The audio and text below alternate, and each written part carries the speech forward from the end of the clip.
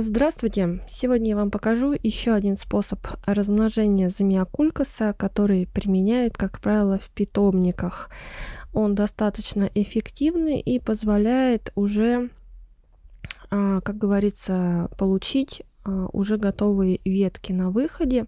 Вы, наверное, когда покупали замиокулькасы, особенно вот Равен или Зейзи, замечали, что когда вынимаешь его из горшка, у него нету клубней. Одни вот корни. Как это происходит? В целом там как бы вынимают сам вот листик, обрезают клубень, и клубни заново сажают и получают посадочный материал снова. А на продажу идут как раз вот эта вот уже готовая листовая масса. Мы поступим немного по-другому. Мы не будем травмировать корни, так как у нас еще есть время до продажи листиков замиокулькаса очень много. Я планирую продавать их где-то в мае, потому когда в Сибири уже потеплеет, так хорошая такая погода будет, чтобы клубни не замерзли. И за этот период, сколько вот у нас осталось, январь, февраль, март, апрель, май, грубо говоря, 4 месяца у нас, может 4,5 на то, чтобы нарастить хорошую клубневую систему. И, скорее всего, за это время нарастут не только клубни, но и уже новая листва. Сегодня я покажу именно, что делать с ветками, то есть это сложные листья у замиокулькаса. У нас ящик, помните, мы сажали осенью ящик 3 куста замиокулькаса, это Зензи, кто-то его еще называет жук. Это одно и то же вам скажу, потому что я покупала и жук, и Зензи, они выглядят абсолютно одинаково. Не надо думать, что жук он намного меньше, чем Зензи. Они одинакового размера. Зензи при должных подкормках достаточно крупные вырастают. Ну как крупные? 20-30 сантиметров. Вот. Так, 2 листика я оставила. Напомню, что в этом ящике 3 куста было взрослых уже. Ящик на 10 литров, и вот такой урожай листьев мы получили. Я их укореняю. Самые большие я пущу на листья, самые крупные, потому что, пересылать их довольно сложно, и из больших листиков получаются большие клубни. Они потом хорошо дают деток, поэтому здесь намного интереснее будет получить с них уже с листиков урожай. Что делать с ящика? Некрасиво, да, остались пеньки, но там много клубней. Я буду по мере роста, вот смотрите, пустой ящик, осталось 2 веточки, 2 сложных листика. Мы будем делать удобрения на стимуляцию новой листвы. Вот эти пеньки, они когда подсохнут, где-то это будет через недельку, может 2, может через месяц, они высохнут. Их можно будет удалить, то есть я их откручиваю. Но это еще рано. Через месяц мы займемся откручиванием этих пеньков, чтобы их не было, чтобы они не мешали нам, не портили эстетический вид. Сейчас важно, когда я обрезала вот эти ветки, грунт был полностью сухой. Сейчас мы делаем удобрение на основе того, чтобы стимулировать рост активной зеленой массы. Для этого я беру аминосил, концентрат универсальный. У него содержатся макро-микроэлементы, витамины, аминокислоты. Самое важное, что здесь очень много аминокислот, полезных веществ, которые стимулируют активный рост и позволяют усваивать все удобрения намного быстрее. Хотя надо всего 5 мл на 1 литр воды, я добавляю 1 столовую ложку. В 1 столовой ложке 15 мл на 1 литр воды. Мы будем ускорять немного наш процесс и добавляем биостимулятор Бонафорте. Его надо тоже 1 мл на 1 литр воды, но все вы знаете, я уже вам показывала, что именно Бонафорте, он стимулирует рост самой массы намного быстрее. И его надо немного побольше, чем рекомендует производитель. Мы его нальем 1 чайную ложечку, пол даже чайной ложечки, одну чайную ложечку. Вот так вот, смотрите. Тут будет 5 миллилитров. Все это поможет запустить активный процесс деления клеток, и клубни начнут, знаете, клубневая система сейчас в таком просто в огромном стрессе, что их лишили листьев. И они начнут, так как они там уже крупные, большие, если кто-то обратил внимание, вот этот ящик уже стало распирать. По идее, вот эти замиокулькасы опять пора пересадить, но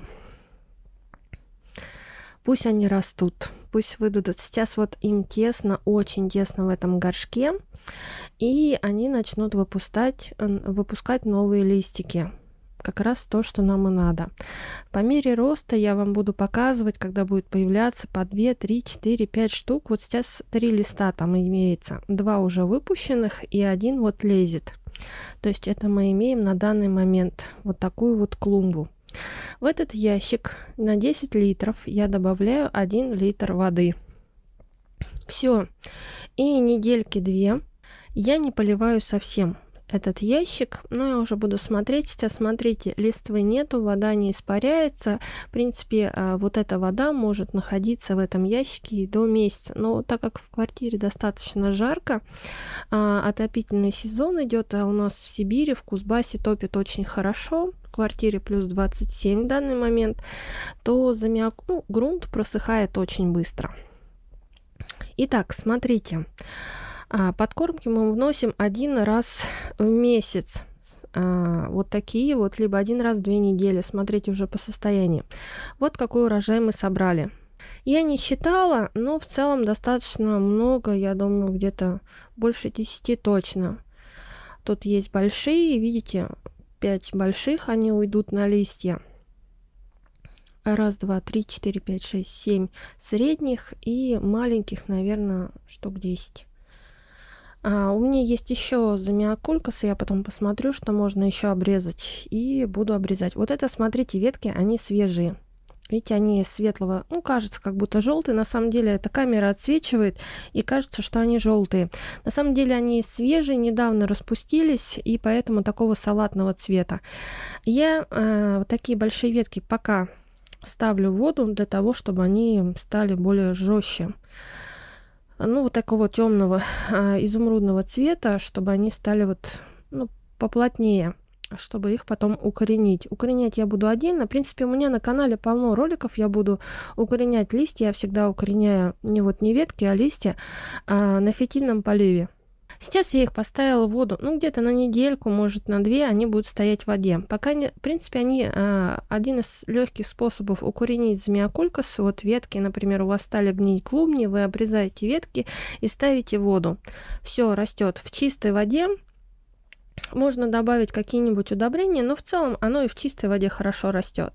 Чтобы добавлять какие-то удобрения, там надо хорошую вентиляцию воды делать, то есть уже на гидропонике.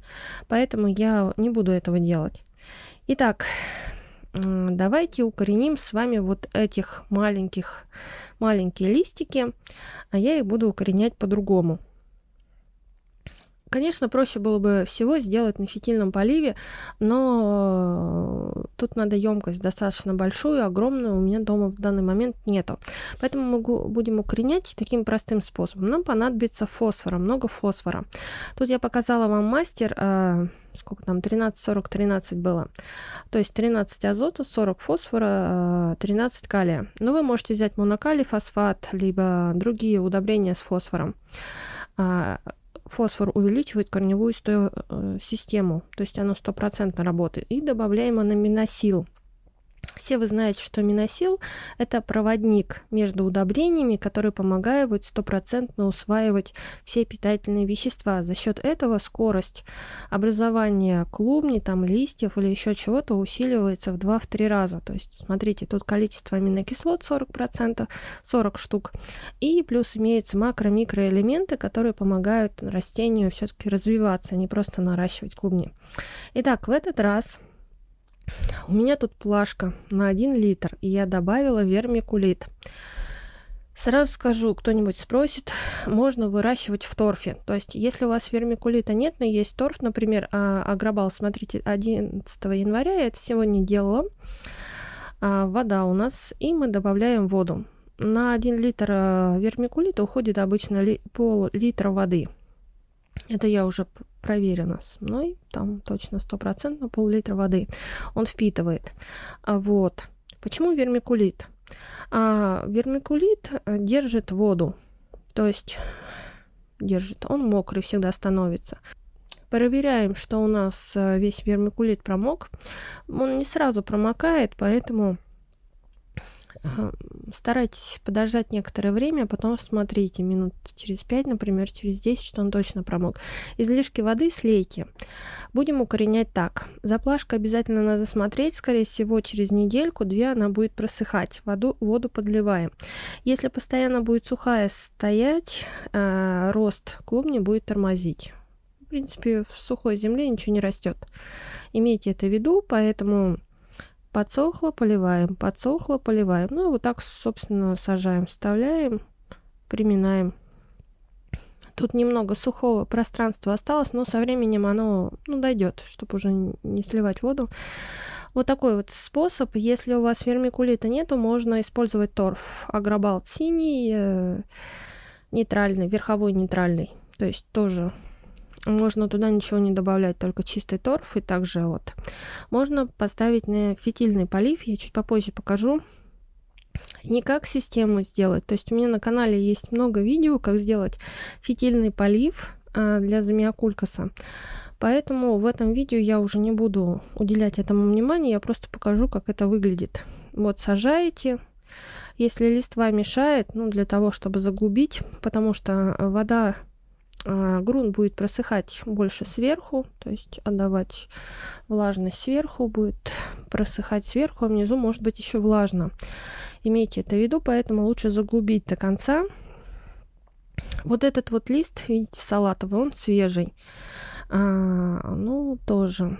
Он сначала потемнеет, а потом начнет укореняться. Также у нас тут осталась палочка. Вот. В целом, смотрите, такая уже через месяц появится клубень. Небольшой такой, с 1 сантиметр.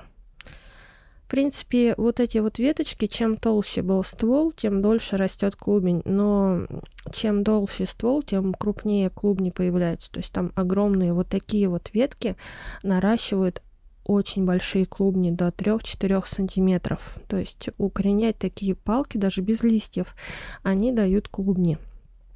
Имейте это в виду, если у вас остались только палки от этих листьев, то их тоже можно укоренять. Вот такая вот клумбочка у нас. Следите обязательно за ней. Не давайте ей полностью просыхать, иначе процесс затормозится, образование клубней. Ну и если долго будет стоять сухими, листья начнут желтеть. Вот смотрите, как выглядит фитильный полив вот с такой вот плашкой. Чем плохая эта плашка, то что она не глубокая. Видите, сама емкость с водой литр, а верхняя 500 мл. И там высота примерно 2 сантиметра всего. То есть это небольшое. Это для укоренения листвы. То есть в этих плашках укоренялись листья. Это еще старая посадка. Оставался, листья, которые не годились для продажи. Я оставила дома для доращивания. И вот они вся эта клумба покрылась детками. Да? Если кто-то в городе живет, в Ленинске, Кузнецком, вы можете мне написать, я могу продать вот уже готовые, кроме вот этих веток больших. А вот тут я укореняла уже, тут у меня растут уже большие веточки, большие листья. Вот стаканчики на 200 мл, вот это равен. Черная замиокулькас, видите, ветка полузеленая, еще она свежая. Где-то недельки 2 назад вышла. Вот тут зеленая ветка, она недавно раскрылась, совсем прям вот новорожденная, как говорится, веточка листьев. Вот такие вот листья. Что делать дальше? То есть вы укоренили, ставим под лампы. Сразу скажу, если ставите на фитильный полив, никакой холод. На холоде замиокулькас загнивает, особенно на фитильном поливе. Поэтому ставим в теплое место. Замиокулькас теплолюбивый достаточно. У меня стоит под лампами. В данный момент тут 2 лампы на 18 Вт. Но 2 лампы на 18 Вт, им уже года 4, поэтому они светят как одна. То есть, если у вас свежая лампа, то она вот так. Тут у меня другие цветы. В общем, смотрите, вот здесь вот большие.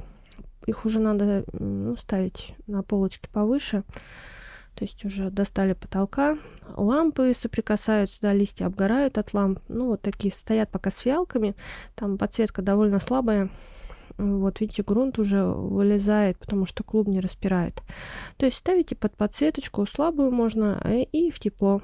И все у вас получится. Если вам понравилось видео, поставьте лайк, подписывайтесь на мой канал. Всем пока-пока. Всегда с вами Елена.